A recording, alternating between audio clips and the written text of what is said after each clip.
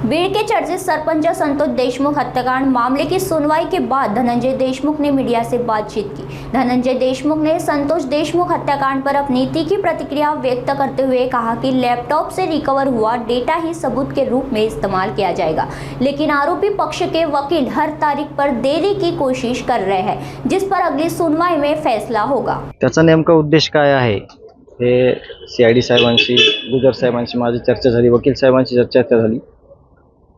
जो data recover झालेला आहे आणि जो डाटा दिसतोय तेच या केसमध्ये वापरला जाणार आहे असं लेखी लिहून दिलेलं आहे CID आणि वकील साहेबांनी। परंतु त्यांना त्यांचं काय जे म्हणणं आहे ते वेगळ्या शब्दात लिहून पाहिजे, परंतु तो विषय कोर्ट आणि जे IO आहेत, आपले जे वकील आहेत ते त्याचं उत्तर देणार आहेत। परंतु प्रत्येक तारखेला काहीतरी खोडा काढून किंवा काहीतरी कशी तारीख पुढची, ही तारीख कशी टळेल याचा प्रयत्न चालू आहे। परंतु लवकरच या संदर्भात पुढच्या तारखेपर्यंत निर्णय घेतला जाईल।